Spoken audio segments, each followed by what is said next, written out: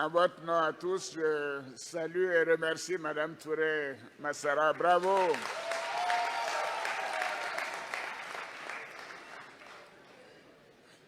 Bravo. Alors, comme nous sommes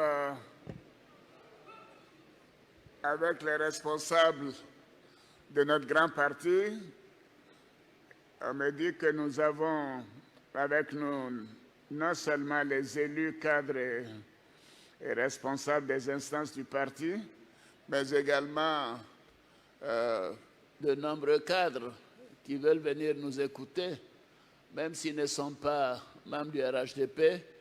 Donc je voudrais vous saluer tous. Merci beaucoup. Aussi bien ceux qui sont du RHDP et ceux qui ne le sont pas. Merci, c'est ça la Côte d'Ivoire, c'est le vivre ensemble. Je voudrais commencer par dire que nous avons avec nous des amis de l'Internationale libérale à qui je voudrais rendre hommage. Merci, merci cher ami de venir nous soutenir. Merci à toi. Et Madame la Première Dame, notre maman à tous, maman, Monsieur le Premier ministre, chef du gouvernement, Monsieur le Président de l'Assemblée nationale, Monsieur l'inspecteur général d'État, Monsieur le directeur exécutif du RHDP, Mesdames, Messieurs les ministres, je voudrais dire à quel point je suis heureux de commencer mon périple de la campagne à Bouaké. Oui, Bouaké est la capitale du Grand Centre. Et comme vous le savez, moi-même je suis du Grand Centre puisque né à Dimokro. Mais il y a de cela quelques décennies, bientôt 80 ans. C'est pour ça que je voulais une nouvelle génération pour conduire le bateau Ivoire. Donc je voudrais vous remercier chaleureusement, chers responsables du parti, pour le travail remarquable accompli au quotidien auprès des populations. Je voudrais saluer tout particulièrement le directeur exécutif, le dynamique Adama Bictogo, qui n'a ménagé aucun effort pour sillonner le pays et porter la parole du parti. La campagne électorale pour l'élection présidentielle s'est ouverte hier et bien sûr ça a démarré hier, et me voici aujourd'hui à Bouaké.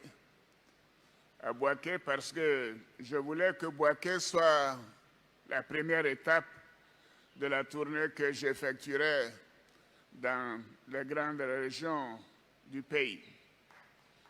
Oui, voyez-vous, la Côte d'Ivoire est grande, mais moi je suis très fier de dire que pendant les 9 ans, peut-être je dirais 8 ans et demi, que les compatriotes m'ont donné à la tête de l'État, j'ai pu visiter les 31 régions de Côte d'Ivoire.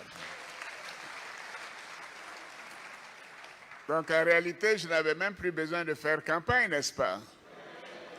Donc ma campagne est entre vos mains. La campagne doit être faite par vous. Et je veux dire la place importante que les coordonnateurs régionaux, départementaux et toutes les autres structures du parti doivent jouer pour la préparation et l'effectivité du vote le 31 octobre. Ceci est essentiel, puisque c'est vous qui m'avez demandé d'être candidat. Donc la campagne est entre vos mains. La campagne est entre vos mains et je sais que vous ferez du bon travail et que nous ferons un coup KO, surtout à Bouaké, dans le Béké et dans le Grand Centre. Et je sais que je peux compter sur les électeurs.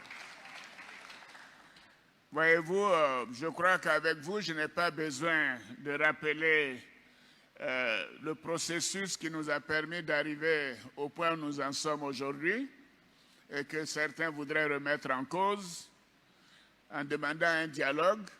Mais il faut dialoguer maintenant avec le peuple.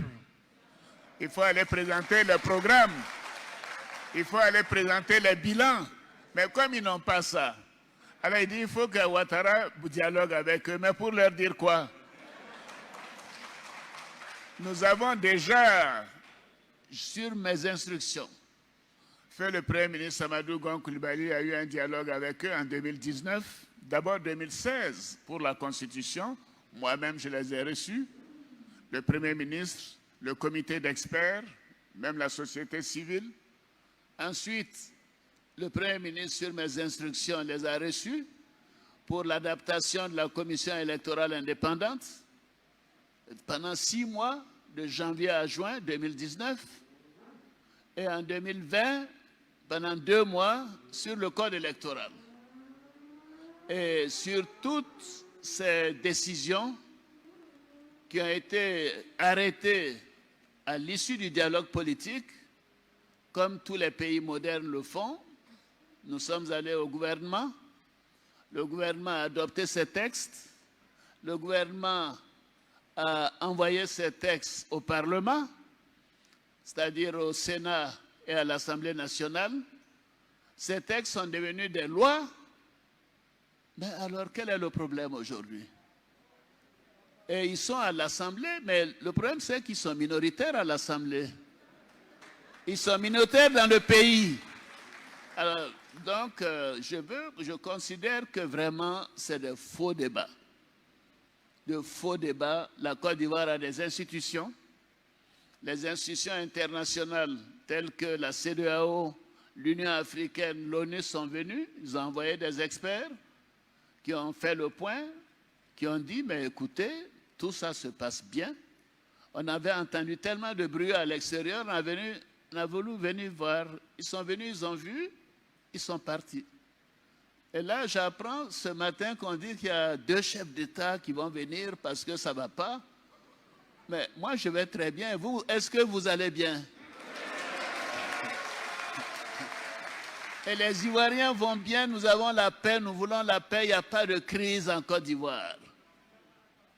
Donc vraiment, il faut qu'on aille aux élections et c'est à vous de faire cette élection. Je compte sur vous. Je compte sur vous et bien sûr, je ne voudrais pas revenir sur le fait que la triste nouvelle que nous avons, le choc que nous avons reçu avec le décès de mon fils Amadou Gon Coulibaly et les réunions que nous avons eues et pour le mettre comme notre candidat et ensuite pour la demande que vous m'avez faite. Mais je voudrais insister sur le fait que pour nous, c'est la continuité.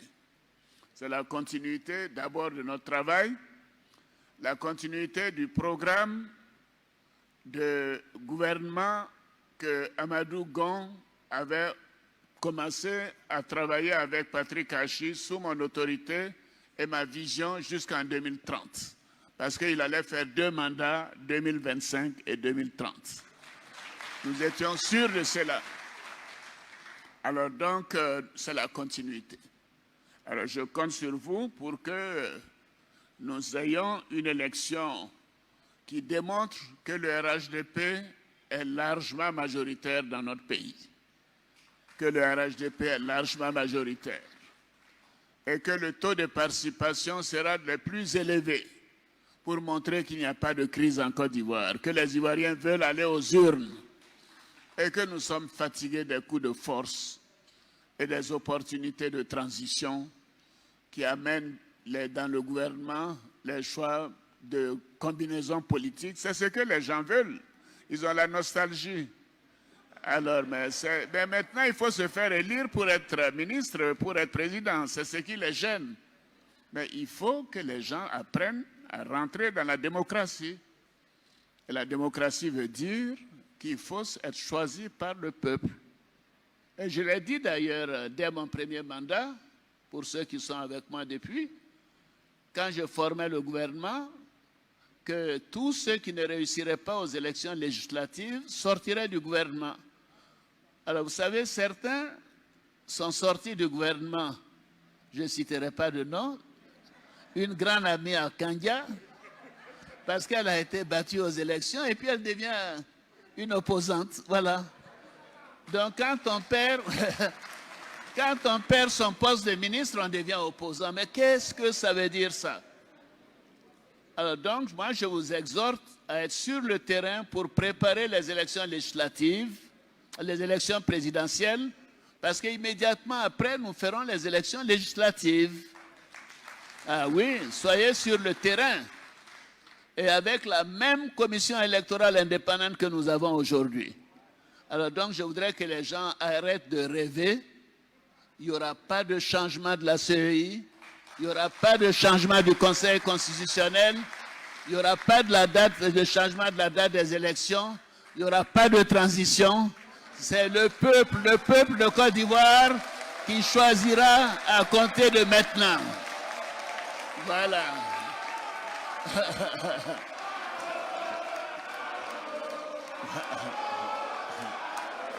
Voilà.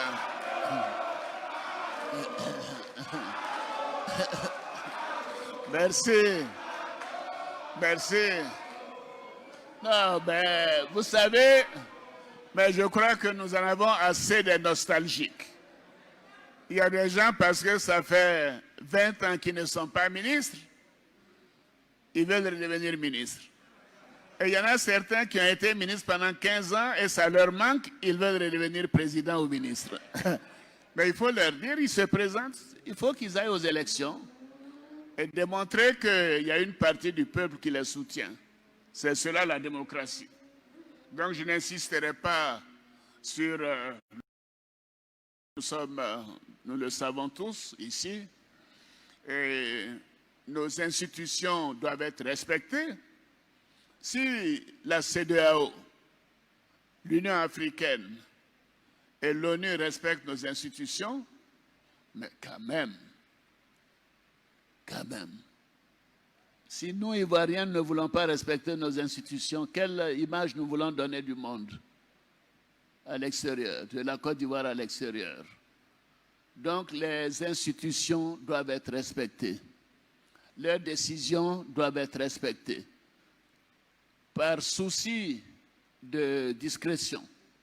Et aussi, compte tenu du serment qu'ils ont prêté, ils ne peuvent pas dire publiquement un certain nombre de raisons de leur décision. Alors certains profitent pour broder, voilà, on m'a éliminé, alors qu'on ne devait pas les éliminer, mais alors que personne ne les connaît. Non, mais vraiment, c'est quand même dramatique, c'est dramatique. On dit, ah, il y avait 44 personnes, comment ça se fait qu'il n'y ait que 4 qui aient été retenus? Mais parce que les 40 ne faisaient pas l'affaire. Ils ne remplissaient pas les conditions. On parle de parrainage, mais c'est à les 3 grands partis, le RHDP, le PDCI et le FPI, qui ont demandé le parrainage pour éliminer les candidatures fantaisistes. Donc tous ceux qui ont été éliminés sont des fantaisistes. Voilà. Alors, c'est quand le parrainage, mais le RHDP représente 2 tiers à 3 quarts des élus dans ce pays. Et j'ai eu les fiches de Mamadou Sanogo. Nous avons fait, je vous félicite, vous avez fait pratiquement 1 million, pas pratiquement, vous avez fait 1 183 000 parrainages. Donc ça fait 15% de l'électorat, si je ne me trompe. Alors, certains qui étaient avec nous, qui bénéficiaient de notre parapluie, et qui sont sortis pour aller sous la pluie. Alors, ils sortent et ils disent qu'ils amènent des parrainages, mais ce sont les parrainages des gens qui m'ont déjà parrainé. Donc, ils ont été éliminés et ils commencent à dire que ce n'est pas normal. Mais sans le RHDP, il ne serait rien. Alors donc, je vais vous dire que ce processus est bouclé. Le 14 septembre, le Conseil constitutionnel a publié la liste des candidats. Et je suis heureux d'être parmi les candidats, mais je ne suis pas le plus vieux, je ne suis pas le plus jeune. Donc, donc voilà, je ne suis pas le plus vieux, je ne suis pas le plus jeune. Mais en tout cas, je peux vous dire que cette élection aura bel et bien lieu le 31 octobre. Et nous, c'est simple ce que nous devons faire, ce que vous devez faire. Nous avons un bilan. Je l'ai tout à l'heure, j'en ai parlé à la réunion avec les chefs traditionnels et religieux, je ne vais pas revenir là-dessus. Et je crois que le programme qui est là donne notre programme et notre vision. Mais je demande au Premier ministre et au directeur exécutif de faire des fiches sur notre bilan pour chaque région. Que quand vous allez faire la campagne, vous puissiez dire à chaque village, il y a 10 ans, vous avez de dire à chaque région, pardon, il y a 10 ans, il n'y avait que 40 villages qui avaient l'électricité sur 100.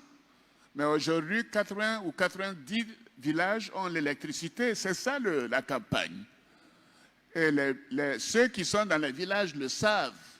Évidemment, quand on est assis dans des salons climatisés à Abidjan, on ne pense pas aux paysans. On ne pense pas aux gens dans les villages. Mais qu'est-ce que nos parents veulent? Moi, quand j'étais jeune à Dimokro, on avait la lumière, pas toujours. Quelquefois, on travaillait à la lampe tempête. Mais aujourd'hui, 80% de tous les villages de plus de 500 habitants ont de l'électricité. Du jamais vu nulle part en Afrique. Bravo. Alors donc, nous avons un bilan. Vous n'avez qu'à parler de notre bilan et le tour est fait.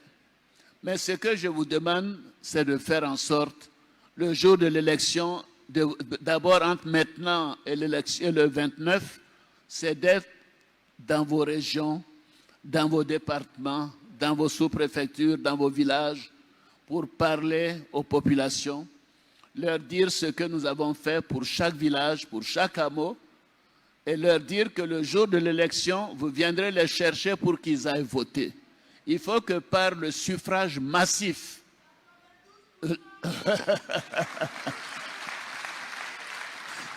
voilà, par un suffrage massif, donc une participation massive, le 31 octobre, les gens disent ah oui, mais vraiment, le RHDP, c'est des gens qui aiment ado.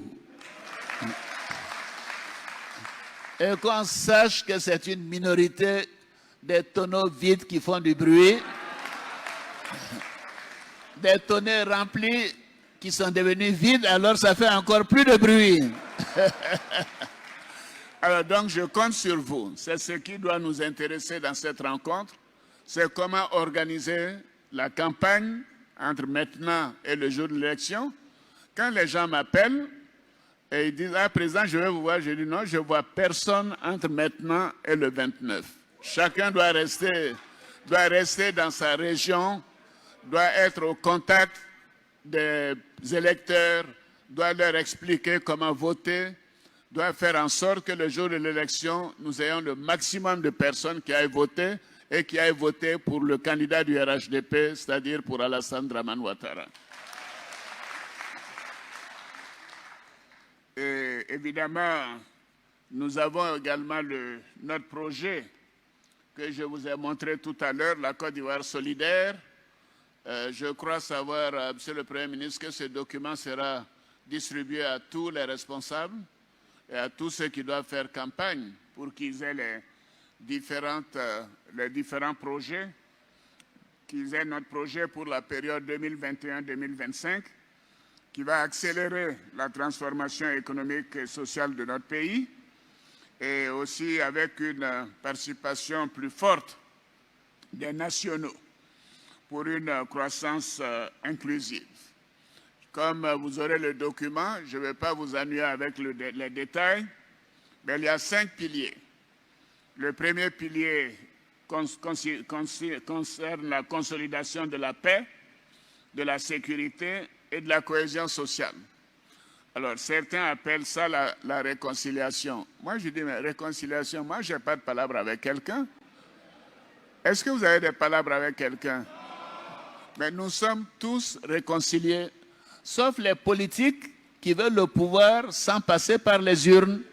C'est pour eux, c'est ça la réconciliation. On se met à table, on oublie le peuple, on se partage les postes, et puis voilà, là, tout le monde est content, on est réconcilié.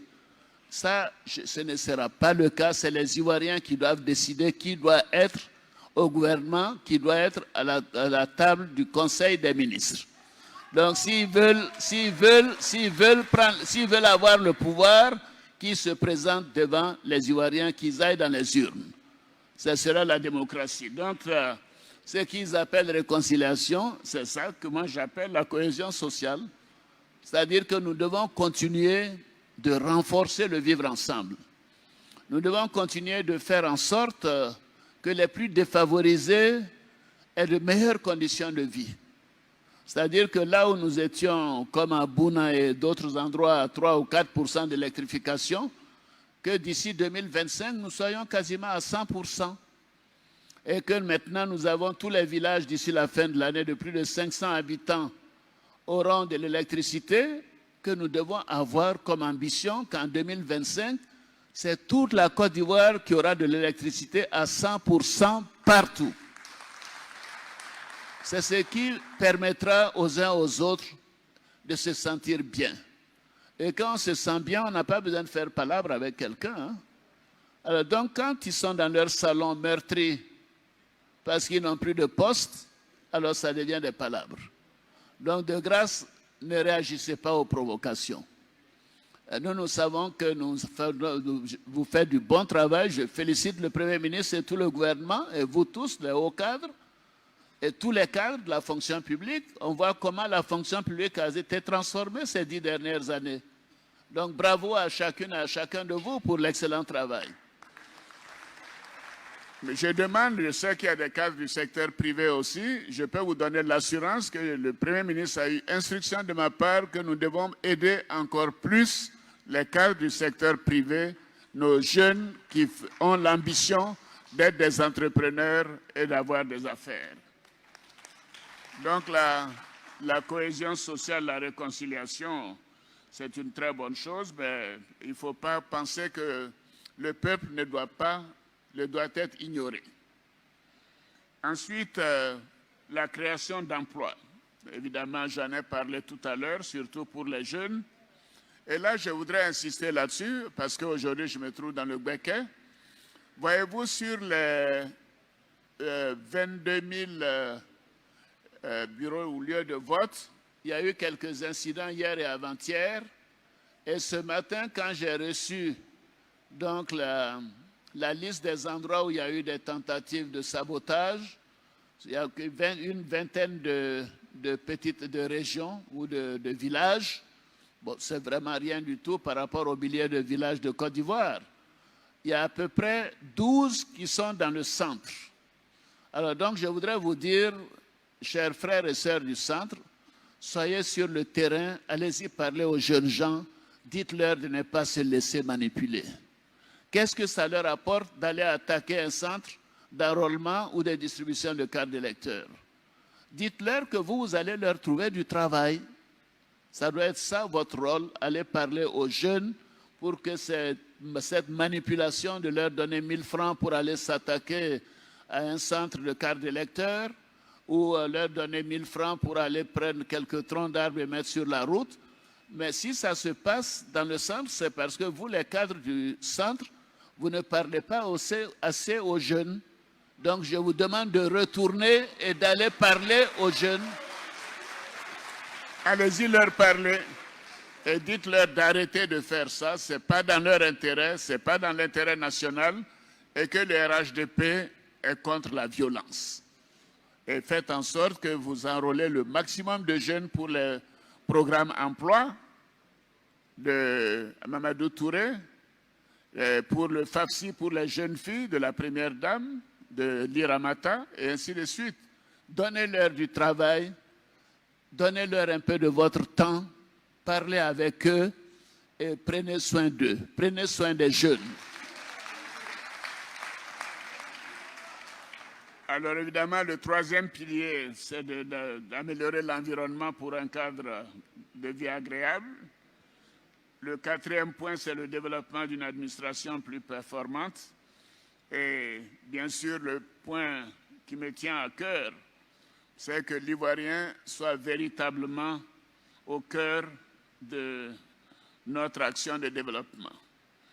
J'ai tenté le concept d'Ivoirien nouveau, de changement de mentalité, le refus de la facilité, et donc tout ça, vous verrez dans le programme, et que notre ambition doit être que partout, fiers Ivoiriens, nous devons être au travail et nous devons avoir des résultats. Nous devons être les acteurs de développement. Donc je compte sur vous, chères sœurs et chères filles, chers frères, pour que vous alliez vraiment sur le terrain pour expliquer à tous nos concitoyens, aux jeunes comme aux vieux, que le RHDP est un parti qui a fait des choses importantes ces 9 dernières années, que c'est vous qui avez demandé à votre président de briguer ce mandat et qu'ils ne doivent pas vous donner la honte, comme dirait Raymond Goudou. Ils doivent vous aider à lever la tête, à ce que je lève la tête. Oui, je compte sur vous pour que le taux de participation soit l'un des plus élevés de notre histoire et que, bien sûr, ma victoire ne soit pas une victoire de 55 ou 60%. Hein? Ah non, non, non, si vous m'élisez à 55-60%, je vais refuser de prêter serment. Alors, il faut que ce soit une victoire éclatante. Oui, j'ai confiance en vous, j'ai confiance en nos concitoyens. Et la Côte d'Ivoire est un pays de paix. Et nous devons tout faire pour préserver cette paix si chère au président Houphouët-Boigny, qui nous a légué et que nous devons vraiment continuer de préserver. Et nous devons continuer de protéger les Ivoiriens contre l'insécurité. Et c'est ce que nous faisons. Nous devons faire en sorte que le vivre ensemble se renforce davantage. Et je souhaite que chacune et chacun de vous se mémorise chaque fois notre hymne national et que vous disiez que ce pays est béni de Dieu et que par conséquent nous devons tout mettre en œuvre pour préserver la paix et que ces élections seront paisibles. Elles seront paisibles parce qu'elles seront transparentes, parce que les institutions qui sont en place font un excellent travail et qu'il n'y a pas de tricherie. Il n'y a jamais eu de tricherie dans la vie d'Alassane Ouattara, ça je peux vous le dire. Et par conséquent, nous devons être vraiment sereins et déterminés pour aller à ces élections. Ce matin, en lisant un journal, j'ai vu qu'on avait annoncé l'arrivée de Bouhari et de Nana Akufo-Addo, je ne sais pas pourquoi. Apparemment pour organiser une transition. Bon, vous savez, il y a des gens qui continuent de rêver à la transition parce que c'était le moment où ils sont rentrés au gouvernement. Mais ça, c'est terminé. Maintenant, ce sont les élections. Et l'élection du 31 octobre, à partir de là, les choses seront clarifiées pour chacun de nous et pour l'avenir de la Côte d'Ivoire. Je vous remercie.